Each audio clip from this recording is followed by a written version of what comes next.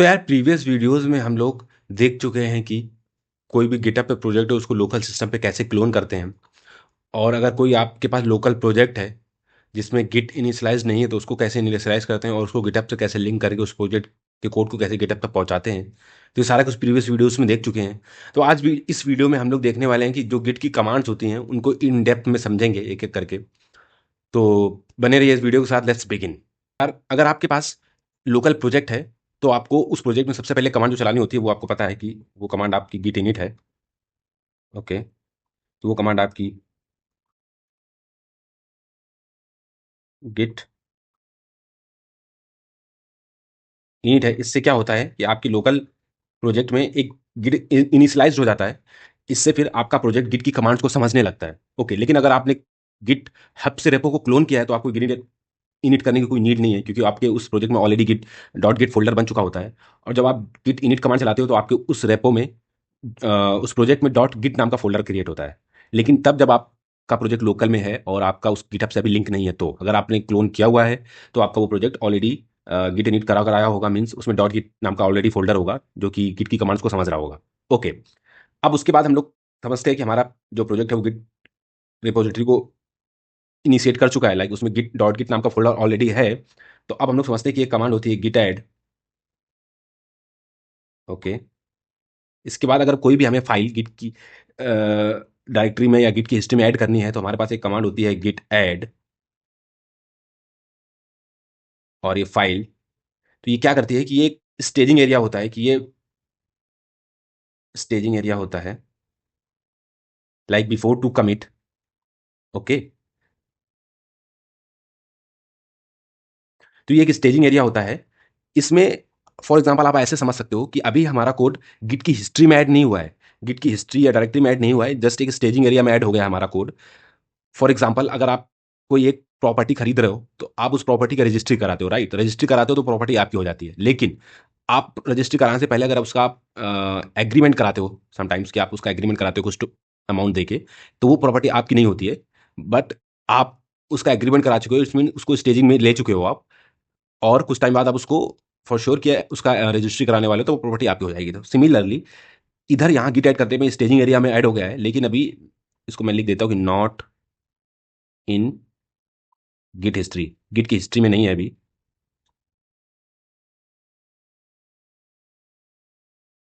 Okay, अब जब आप गिट कमिट करते हो इस फाइल को,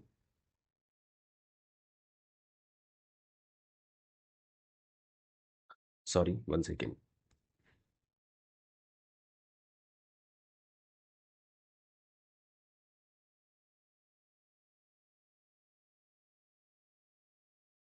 ओके, तब ये कमिटेड एरिया में आ जाता है कि आपने वो रजिस्ट्री अब करवा ली है, ये आपकी गिट कमिटेड एरिया है। ये कब आता है? जब आप गिट कमिट कमांड करते हो और इसमें आपको कुछ मैसेज भी डालना होता है कि कि क्या आपने इस फाइल में चेंजेस किए हैं, क्या मॉडिफिकेशंस किए हैं, कौन सी अगर कोई नई फाइल ऐड की तो आप वो मैसेज में डाल सकते हो। यहाँ पे तो हाइफन एम लगा के मैसेज डालते हो, तो ये कमिटेड एरिया होता है। ओके, तो आपको ये समझ में आया कि सबसे पहले गिट इनिट अगर आपको लोकल प्रोजेक्ट है, उसके पास उसके बाद आप गिट ऐड या गिट ऐड फाइल नेम या गिट ऐड डॉट चलाते हो, जो कि ऑलरेडी एग्जांपल हम लोग देख चुके हैं। तो ये आपका स्टेजिंग एरिया में आ जाता है और ये गिट की हिस्ट्री में मेंटेन नहीं होता है, इसको आप कभी भी बैक कर सकते हो। और गिट कमिट आपने कमांड चला दी तो ये गिट की हिस्ट्री में जाके मेंटेन हो गया। अब आप ओके, अब आपका एक कमिट बन चुका है। अब ये गिट जो हिस्ट्री है पूरा एक लोकल में मेंटेन हो चुकी है, बट आपको अभी ये सर्वर पे भेजनी है। लाइक अगर आप कोई दूसरा यूजर इसको यूज करना चाहता है इस कोड को, तो वो अभी यूज नहीं कर पाएगा जब तक आप इसको सर्वर पे और वीकेंड से गिटअप पे नहीं भेजोगे या गिटलैब पे नहीं भेजोगे। तो उसको भेजने के लिए आपको गिट पुश कमांड चलानी होती है।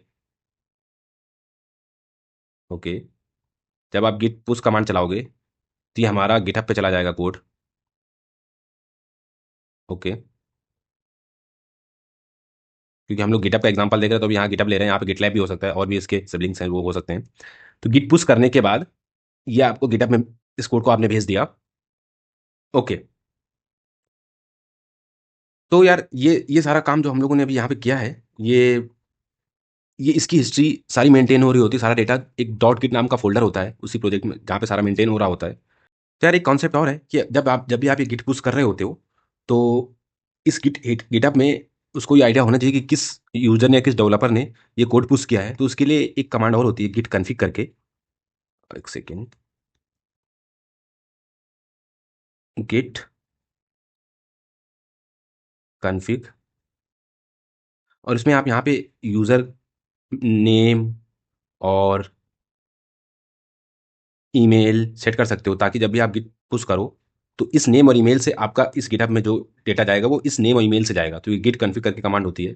इसको हम लोग सेट करके अभी देखते हैं, हम अभी इसको प्रैक्टिकल करके भी देखेंगे सारा कुछ एक बार फिर से। ओके, और इसके बाद हम लोग अभी इसको इतना प्रैक्टिकल करके देखेंगे, उसके बाद फिर हम लोग देखेंगे कि गिट में ब्रांच कैसे क्रिएट करते हैं, ब्रांचेस का क्या खेल होता है, एमआर या पीआर कैसे क्रिएट करते हैं। सो यार let's jump into the VS code and ये सारा कुछ प्रैक्टिकल कर। तो यार हम लोग आ चुके हैं वीएस कोड में, और अब हम लोग प्रैक्टिकल करके देखेंगे।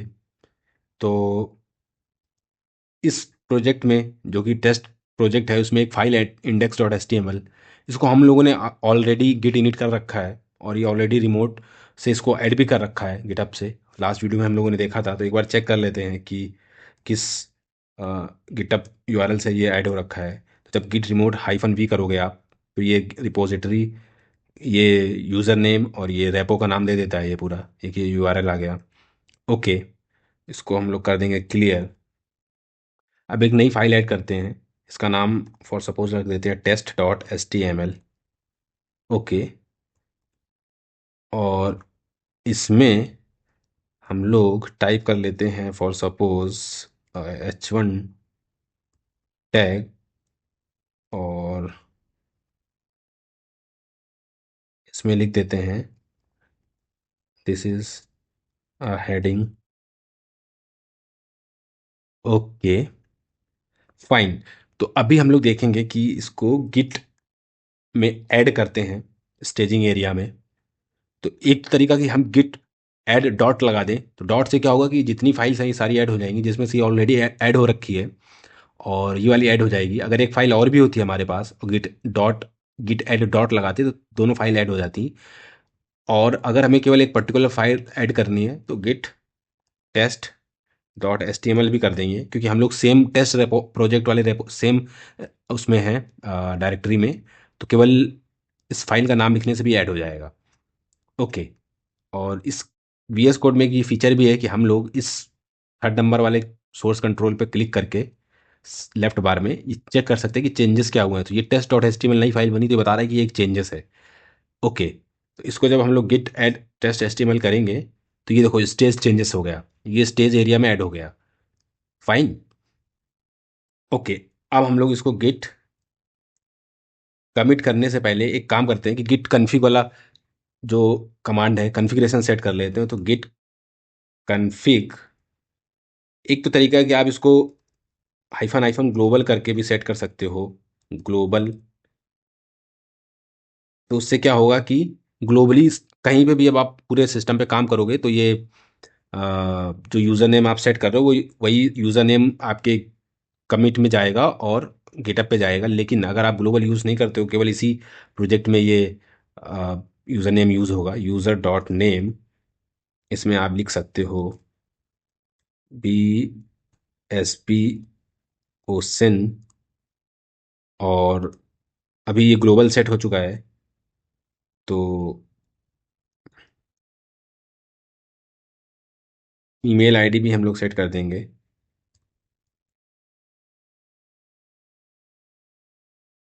तो ईमेल आईडी फॉर हम लोग वो रख लेते हैं जो कि हम लोगों ने जिससे गिटअप का अकाउंट बनाया था। तो वो है 843258@gmail.com। ओके, तो अभी इसको चेक करने के लिए कि ये प्रॉपरली सेट हो गया कॉन्फ़िगरेशन कि नहीं, एक कमांड होती है git config hyphen hyphen list. तो आप देखोगे कि यूज़र ईमेल में ये आ गया है, यूज़र नेम में BSB ओशन आ गया है। तो जब आप कमिट करोगे इस फाइल को इस प्रोजेक्ट में और फिर पुश करोगे, तो जब भी गिटअप में जाएगा तो उसमें कमिट एक हैश कमिट बनता है, एक कमिट हैश बनता है, कीवर्ड एक टोकन होता है हैश। उस पर क्लिक करके हम लोग देखेंगे कि किस यूज़र नेम और किस ईमेल से ये कमिट आया है, जिसने ये कमिट किया है और ये पुश किया है। तो ये कॉन्फ़िगरेशन का एक बेनिफिट होता है। ओके, तो अभी हम लोग इसको फिर से क्लियर कर लेते हैं, और अब गिट कमिट कर लेते हैं जिससे इसकी हिस्ट्री एक मेंटेन हो जाए गिट में, इस फाइल की जो नई फाइल ऐड हुई है। अभी तक ये स्टेजिंग एरिया में है, इसकी गिट में कोई परमानेंट हिस्ट्री मेंटेन नहीं हुई है। इसमें मैसेज डाल देते हैं सेकेंड कमिट। ओके फाइन, जैसे इंटर करेंगे तो इसने बता दिया कि वो कमिट चला गया हिस्ट्री में और यहाँ से फाइल चली गई। और ये बता रहा है कि सिंक चेंजेस, एक चेंजेस पुश करना है अभी ऊपर, ये मेन ब्रांच में एक चेंजेस ऊपर पुश करने को है। अच्छा एक चीज़ और बता देता हूँ मैं, कि अभी आपके पास एक कमांड होती है गिट स्टेटस। तो गिट स्टेटस करके देखोगे तो on branch main your branch is ahead of origin main by one commit, कि आपकी लोकल ब्रांच एक कमिट आगे है क्योंकि अभी हम लोगों ने कमिट किया है। Use git push to publish your local commits, nothing to commit working tree clean. और अगर आप चेक करेंगे सर्वर से, तो सर्वर से आपकी ब्रांच अप टू डेट है। ओके तो अगर आप गिट पुश करोगे और ओरिजिन मेन अगर नहीं भी लिखोगे तो चलेगा, क्योंकि हम लोगों ने लास्ट टाइम क्या किया था कि ओरिजिन मेन से पहले हाइफन यू का यूज़ कर लिया था। तो अगर आप हाइफन यू का यूज़ कर लेते हो तो ये एवरी टाइम मेन ब्रांच में पुश करेगा, हमें हर बार ब्रांच मेंशन करने की नीड नहीं है। तो अभी हम लोग ऐसे भी करेंगे तो ये पुश हो जाएगा। और इसने सारे चेंजेस पुश कर दिए टेस्ट रेपो में। तो आइए एक बार देख लेते हैं कि सर्वर पे गए भी हैं कि नहीं कि चेंजेस। इसको रिफ्रेश करेंगे तो यहाँ पे दो फाइल आ गई, test dot H T M L. इसको क्लिक करके देखेंगे तो दिस इज़ अ हेडिंग, ये आ गया है। और आप चेक करोगे कि second commit B S B ocean नाम के उससे आया है, यूज़र नेम से, क्योंकि हम लोगों ने यही सेट किया हुआ था। लेकिन जो index dot H T M L में उसमें हम लोगों ने भरत सिंह सेट किया हुआ था। तो उसको भी देख लेते हैं, ये देखिए भरत सिंह के नाम से आया है। ओके तो अभी आपको क्लियर हो गया होगा git configuration, git post, git commit और गिट ऐड और git init, git status. Okay fine. Okay यार, तो यहाँ पे मैं तुमको एक कॉन्सेप्ट और बताऊंगा यार तुम लोगों को। वो ये है, इसको क्लियर कर देते हैं कि एक फाइल बनती है डॉट गिट इग्नोर। और इसको आप जब सेव करोगे, इसमें आप फॉर सपोज आपने लिख दिया ignore, ignore dot H T M L, ये आपने सेव कर दिया। और आप एक नई फाइल बनाते हो ignore dot H T M L. और इसको जब आप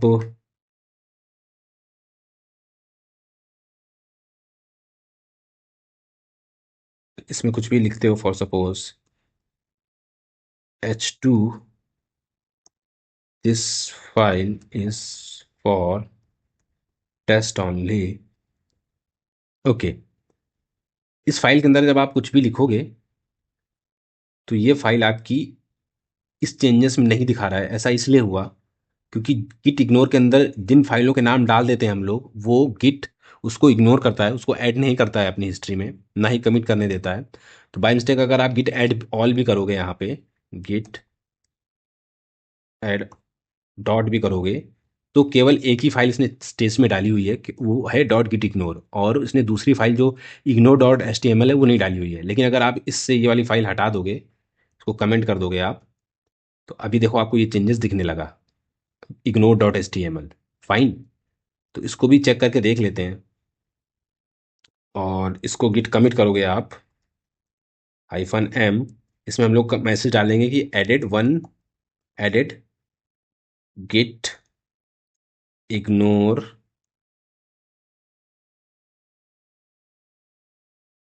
फाइल। तो ये कमिट हो गया है और हम लोग इस पुश करने का तरीका मालूम है, गिट पुश करेंगे तो ये dot git ignore file push हो गई, लेकिन ये dot ignore dot H T M L file push नहीं हुई है क्योंकि इसका नाम इसमें हम लोग ने मेंशन कर रखा था। ओके तो इसको हम लोग देख लेते हैं यहाँ पे। यहाँ पे dot git ignore index HTML test HTML आई है, लेकिन ये इग्नोर डॉट एचटीएमएल नहीं आई है क्योंकि ये फाइल हम लोगों ने गिट इग्नोर के अंदर डाल रखी थी। तो इस तरह से आप गिट इग्नोर में जो भी फाइल्स के नाम डालोगे, फोल्डर्स के नाम डालोगे, तो वो गिट की हिस्ट्री में ऐड नहीं होते हैं, गिट की रेपो में ऐड नहीं होते हैं और गिटअप रेपो में नहीं जाएंगे। ओके सर, अभी तक वीडियो में हम लोगों ने बेसिक कमांड्स अच्छे से इन डेप्थ समझ ली हैं। और बेसिक चीज़ें समझ ली हैं, अब थोड़ा सा एडवांस लेवल की ओर बढ़ेंगे हम लोग गिट में। और अब हम लोग नेक्स्ट वीडियो में गिट के ब्रांचेस को इन डेप्थ समझेंगे कि ब्रांचेस क्या कैसे काम करती हैं, कैसे क्रिएट करते हैं, कैसे मर्ज होती हैं, क्या कन्फ्लिक्ट्स आते हैं। और फिर गिट स्टैश को भी समझेंगे, गिट रिबेस को भी समझेंगे। तो सारा कुछ अब आगे वीडियोज़ में समझने वाले हैं हम लोग। तो बने रहिए इस चैनल के साथ। Please subscribe, like and share the channel.